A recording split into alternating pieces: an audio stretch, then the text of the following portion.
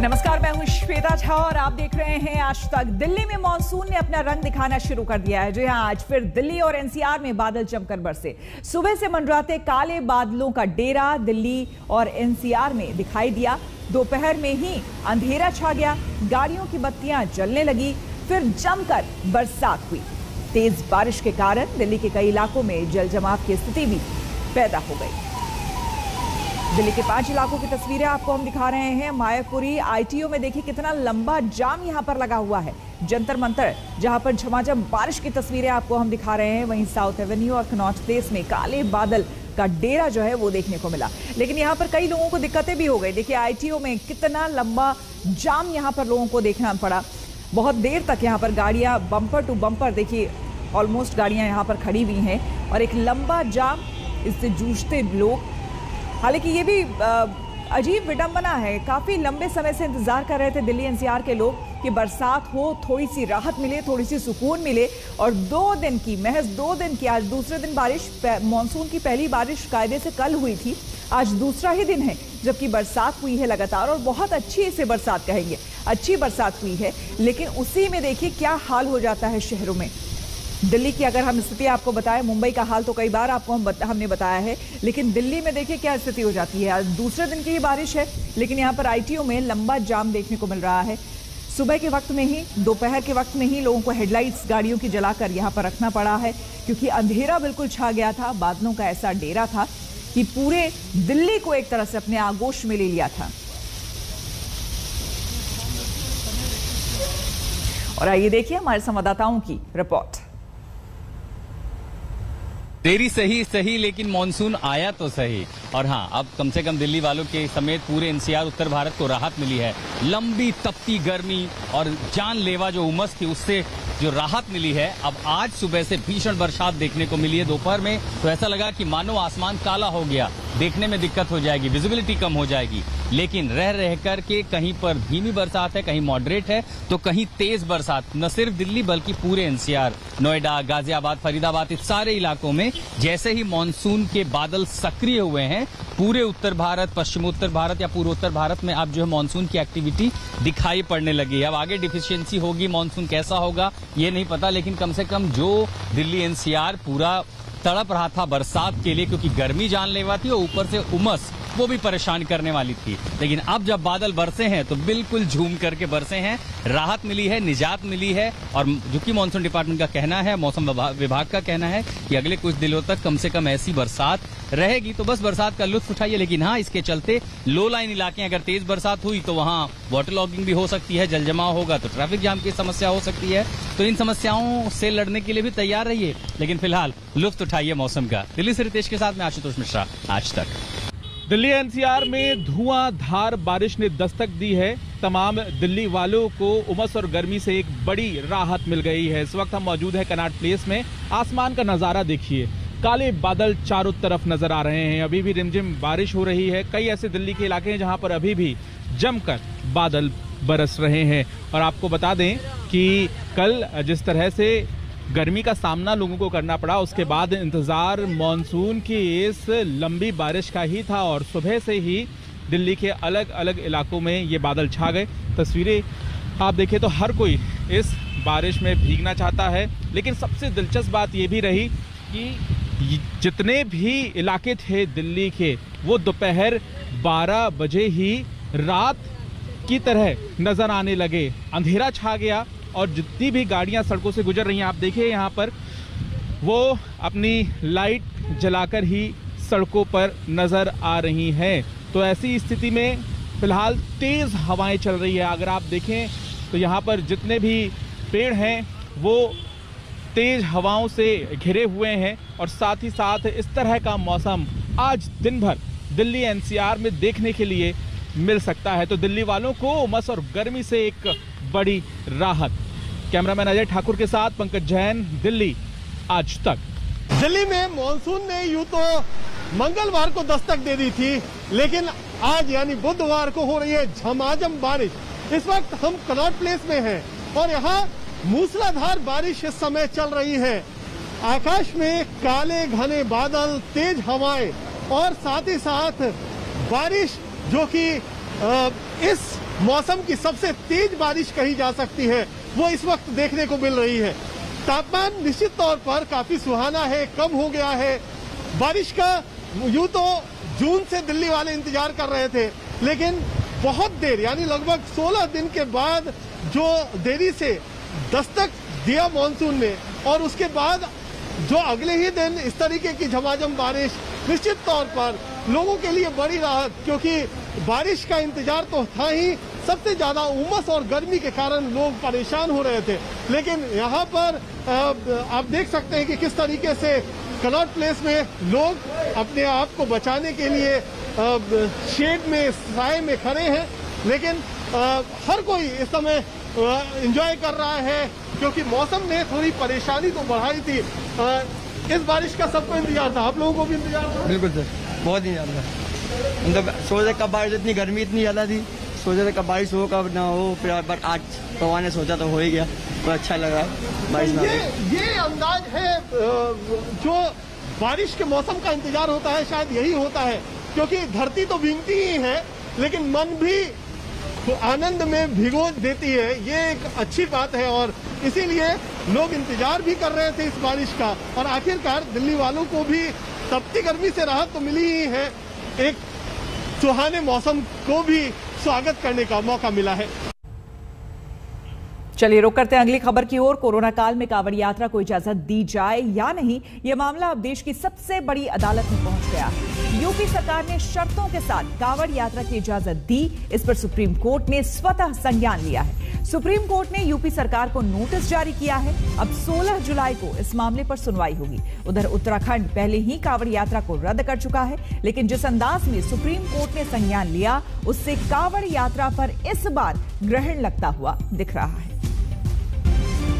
3 राज्यों का हाल आपको बता दें कि उत्तराखंड जो है वो साफ तौर पर कह चुका है कि जीवन बचाना प्राथमिकता है और इसीलिए कांवड़ यात्रा की इजाजत उत्तराखंड में नहीं है। उत्तर प्रदेश में कम लोगों के साथ और कोरोना प्रोटोकॉल को फॉलो करते हुए, नियमों को फॉलो करते हुए इजाजत दी गई है कांवड़ यात्रा की। लेकिन अब सुप्रीम कोर्ट कांवड़ यात्रा पर स्वतः संज्ञान लिया है कांवड़ यात्रा को लेकर, और यूपी सरकार को बाकायदा एक नोटिस भेजा है सुप्रीम कोर्ट ने, जिसकी सुनवाई 16 तारीख को होगी।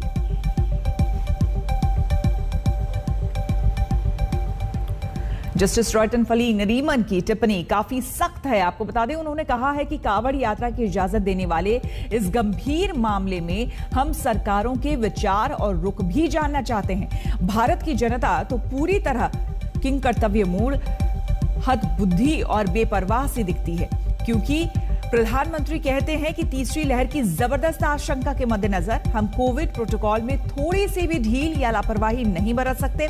दूसरी ओर लोग मनमानी पर आमादा है। कांवड़ यात्रा को इजाजत देने के पीछे सरकार अपनी मंशा प्रकट करे। यूपी ने शर्तों के साथ कांवड़ यात्रा की इजाजत दी है, लेकिन उत्तराखंड ने यात्रा रद्द कर दी है। अब दोनों राज्यों को 16 जुलाई तक सुप्रीम कोर्ट में अपना पक्ष रखना पड़ेगा। हमने पिछले काफ़ी दिनों से बहुत इसमें एक्सरसाइज की, उच्च अधिकारियों से भी बात की और पड़ोसी राज्यों के अधिकारियों की भी आपस में वार्ता हुई। इन सब का निष्कर्ष निकला कि हम ऐसे समय में, जबकि कोरोना महामारी और हमारे यहाँ पर अभी वेरिएंट एक वहाँ पर गदरपुर में पाया गया, तो हरिद्वार को हम जो है एक कोरोना महामारी का केंद्र नहीं बनाना चाहते हैं। लोगों का जीवन हमारे लिए प्राथमिकता है, हम उससे बिल्कुल भी खिलवाड़ नहीं कर सकते, उसमें हम कोई कोताही नहीं बरतेंगे, इसलिए हमने यात्रा स्थगित करने का फैसला किया। उत्तर प्रदेश के अंदर कांवड़ यात्रा चलेगी, लेकिन उसके अंदर विशेष रूप से, और मुख्यमंत्री जी इसमें बल डालते जा रहे हैं कि जो भी स्टैंडर्ड प्रोटोकॉल्स हैं, जिसका मतलब सोशल डिस्टेंसिंग है, आपका आरटीपीसीआर का टेस्ट है, आपको उसके अंदर मास्क लगाना, ये हर चीजों का पालन किया जाएगा और जगह जगह पे सुरक्षा के साथ इसकी निगरानी भी करी जाएगी। लेकिन अभी एक विस्तृत हमारी तरफ से जो एक प्रोटोकॉल जारी होना है कांवड़ यात्रा, वो अभी किया नहीं गया है। वो जब किया जाएगा तो उसमें और भी गाइडलाइंस आएंगी। आपको बता दें कि नोटिस केंद्र सरकार को भी गया है। कोर्ट की टिप्पणी पर केंद्रीय पर्यटन मंत्री ने क्या कुछ कहा है और साथ ही विपक्ष का इस पर क्या कुछ कहना है, देखिए। जान बचाना चाहिए, कोरोना को हराना चाहिए सबसे पहले, इसलिए अमरनाथ यात्रा हो, ये भी हो। इसके कारण से हम उसको कैंसिल करना पड़ा। देश का जनता समझना चाहिए आज कोरोना सीरियसनेस। इसी दृष्टि से आज भारत सरकार एक जिम्मेदारी के साथ ये निर्णय लिया है, क्योंकि आज देश का स्थिति, आर्थिक स्थिति हो, लोगों का जान बचाना हो, हमारा जिम्मेदारी बनता है। इसके लिए हम ये निर्णय लिया है। अमित शाह जी, जो आप डिजास्टर मैनेजमेंट एक्ट के इंचार्ज है, आप सुपर स्प्रेडर इवेंट जो कांवड़ यात्रा है उसको आप क्यों नहीं रुकवा रहे हैं? आप क्यों होने दे रहे हैं? आपकी जिम्मेदारी क्या है? और ये केवल उत्तर प्रदेश नहीं, तमाम इर्द गिर्द के जो प्रदेश है वो भी प्रभावित होंगे। इसलिए थर्ड फेज को रोकने के लिए तुरंत मोदी जी और अमित शाह को ये कांवड़ यात्रा पर रोक लगानी चाहिए। और अब बात पावर पॉलिटिक्स की। राष्ट्रपति चुनाव के लिए प्रशांत किशोर ने शरद पवार वाला दांव चल दिया है। सूत्रों के मुताबिक प्रशांत किशोर पवार को आगे कर बीजेपी को झटका देने की तैयारी कर रहे हैं। उनका मानना है कि विपक्ष साथ आ जाए तो शरद पवार अगले राष्ट्रपति हो सकते हैं। आंकड़ों के गणित भी सही करने में भी लग गए हैं। कल प्रशांत किशोर की मुलाकात राहुल और प्रियंका गांधी से भी हुई।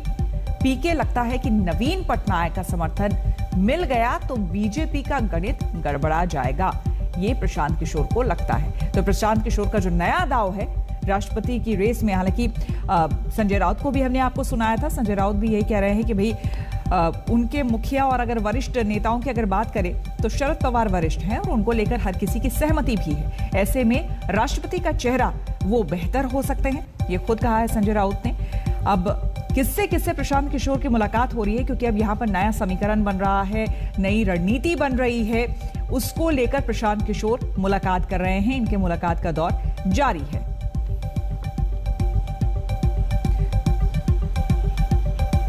सूत्रों के मुताबिक आपको बता दें, शरद पवार से मुलाकात हो चुकी है। राहुल गांधी, ममता बनर्जी, उद्धव ठाकरे, अरविंद केजरीवाल से भी मुलाकात हो चुकी है। उड़ीसा के मुख्यमंत्री नवीन पटनायक से भी प्रशांत किशोर ने मुलाकात की है। जब एक चेहरा मिलता है विपक्षों को तो विपक्ष जीत जाता है। इस वक्त कोई चेहरा नहीं है मेरे सामने, तो कोई चेहरा नहीं दिख रहा आजकल। नेता बहुत है, बड़े बड़े नेता है। पवार साहब सबसे बड़े नेता है। पश्चिम बंगाल जीतने के बाद ममता बनर्जी देश की बहुत लोकप्रिय नेता बन गई है। मतलब देश का नेता नहीं है कोई इस वक्त। लेकिन देश का नेता बनना चाहिए, और देश का नेता बनने के लिए सभी विपक्ष दल ने एक साथ आकर एक नेता अपना चुनना चाहिए। जिस दिन ये सभी लोग एक साथ आकर एक नेता चुनेंगे वो देश का नेता बन जाएगा। कौन हो सकता है ये तो मैं नहीं बता सकता हूँ। नॉलेज नहीं है आपकी जानकारी में? ना, मुझे तो लगता है कि आज सबसे सीनियर नेता शरद पवार साहब है, जिनको सब लोग चाहते हैं। जो लोग आज यूपीए में भी नहीं है, एनडीए में भी नहीं है, वो लोग भी चाहेंगे कि शरद पवार साहब के हाथ में नेतृत्व इस फ्रंट का होना चाहिए। अगर अपोजिशन का कोई फ्रंट बनता है 2024 के लिए, तो इस फ्रंट का लीडरशिप नेतृत्व पवार साहब के पास अगर जाता है तो अकाली दल से लेकर बड़े बड़े और भी लोग हैं जो ना एनडीए में है ना यूपीए में है, ऐसे लोगों का संगठन हम सब लोग, लेकिन कांग्रेस के सिवाय ये फ्रंट भी नहीं बन सकता। तो क्या राहुल कांग्रेस नेता राहुल गांधी का पीएम मोदी पर लगातार हमला जारी है। राहुल गांधी ने आज फिर ट्वीट कर पीएम मोदी पर निशाना साधा है। राहुल गांधी ने लिखा है कि जुमले हैं, वैक्सीन नहीं। वैक्सीन की कमी को लेकर राहुल ने पीएम पर यह हमला बोला है कि जुमले हैं लेकिन वैक्सीन नहीं है। आपको बता दें, कई सेंटर से इस तरह की खबरें भी आई थी कि लोग कई जगह नाराज होकर वापस भी गए हैं क्योंकि वैक्सीन वहां पर नहीं मिली लोगों की। और इसी के मद्देनजर राहुल गांधी ने अब ये ट्वीट किया है और एक बार फिर से पीएम मोदी पर निशाना साधा है। राहुल गांधी वहीं वैक्सीन को लेकर के सवाल उठा रहे हैं। ये कह रहे हैं कि वैक्सीन जुमले हैं, वैक्सीन नहीं। इस दुनिया का सबसे बड़ा वैक्सीनेशन कार्यक्रम भारत में चल रहा है। लगभग 39 करोड़ लोगों का वैक्सीनेशन हो चुका है और लगातार लाखों लोगों का वैक्सीनेशन हो रहा है। अब किसी को ना वैक्सीनेशन सेंटर जाना है, ना खुद वैक्सीन लगवाना है, तो इस तरह की बातें करने में तो उसको कोई कुछ जाता नहीं है। लेकिन अफवाहें और आशंकाएं फैलाने का काम बंद होना चाहिए और बंद करना चाहिए। इस तरह से कोई फायदा नहीं उनको। कई लेकिन ऐसे सेंटर हैं जहां पर वैक्सीन की कमी बताई जा रही है। इसी बात को मुद्दा बना रहे हैं राहुल गांधी। देखो, ऐसा है, जब खुद ये वैक्सीनेशन सेंटर आज तक नहीं गए, वैक्सीन कहते हैं लोग की लगवाई नहीं, तो अब ये कहाँ से इनको पता लग गया सारी चीज़। पंजाब उत्तराखंड के बाद आज गोवा में केजरीवाल ने बड़ा चुनावी दांव चला है। केजरीवाल ने गोवा के लोगों के लिए 300 यूनिट मुफ्त बिजली का वादा किया है और पुराने बिल माफ करने का भी दांव खेला है। हर परिवार को हर महीने 300 यूनिट बिजली तक मुफ्त दिया जाएगा।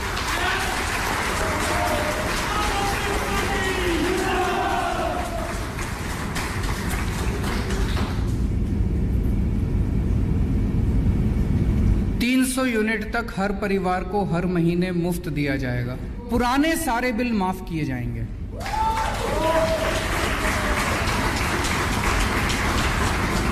We will start on a clean slate.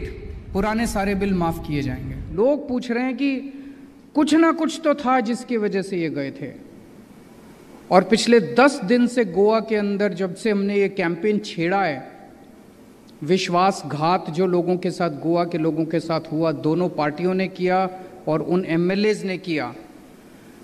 I think हमने लोगों की दुखती रग को छेड़ दिया है। हजारों लोग रजिस्टर कर रहे हैं, हजारों लोग कसम खा रहे हैं कि अब इन दोनों पार्टियों को वोट नहीं देंगे, इन दोनों पार्टियों ने दगा किया है। मध्य प्रदेश के अंदर तो लोगों ने कांग्रेस की सरकार बनाई थी, 1-1.5 साल के अंदर उन्होंने बीजेपी की सरकार बना दी। कर्नाटका के अंदर तो लोगों ने इनकी सरकार बनाई थी, उन्होंने बीजेपी की सरकार बना दी। तो इसके ऊपर लोग विचार करेंगे। ये आवाज़ हमारी आवाज़ नहीं है, ये गोवा के लोगों की आवाज़। अगर आप जाके पूछें तो गोवा के लोग ये कह रहे हैं कि ये पुरानी पार्टियां और पुराने नेताओं से भविष्य नहीं बदल सकता। अगर हमें भविष्य बदलना है, we need new kind of politics, we need a new party, we need new faces, enough of old parties and enough of old faces। और बड़ी खबर आपको बता दें, पुलवामा में सुरक्षा बल के जवानों ने आतंकियों की बड़ी साजिश को नाकाम कर दिया है। कुल 3 आतंकियों को ढेर कर दिया है हमारे सुरक्षा बलों ने। मारे गए आतंकियों में लश्कर का कमांडर एजाज उर्फ अबू हुरैरा भी शामिल था।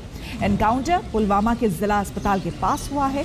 2-3 आतंकियों के यहां पर छिपे होने की सूचना मिलने पर आर्मी और सीआरपीएफ ने संयुक्त ऑपरेशन यहां पर शुरू किया था, जिसमें 3 आतंकियों को ढेर कर दिया गया। तो एक बड़ी कामयाबी हमारे सुरक्षा बलों की। आपको बता दें, पिछले कुछ समय से इस तरह की घटनाएं अक्सर सामने आ रही है। सलाह मिली थी कि पुलवामा टाउन में 3 टेररिस्ट एलईटी के छिपे हुए हैं, तो Srinagar police, Pulwama police, army, CRP मिलकर कॉर्डन किया। कॉर्डन करने के बाद मिलिटेंट ने अंदर से ग्रेनेड थ्रो किया, फिर फायरिंग किया। हम रिटेलिएट किए। क्योंकि सिविलियन बीच में फंसे हुए थे, इसलिए हम ऑपरेशन को रोक दिए। सिविलियन को पहले इवैक्यूएट किए वहाँ से। फिर आज अर्ली मॉर्निंग में इनकाउंटर रिज्यूम हुआ, जिसमें 3 टेररिस्ट मारे गए। एक पाकिस्तानी एजाज, जिसको अबू हुरैरा बोलते एलईटी का, बहुत पुराना कमांडर यहाँ पर श्रीनगर पुलवामा में एक्टिव था, वो मारा गया, और 2 लोकल टेररिस्ट मारा गया है।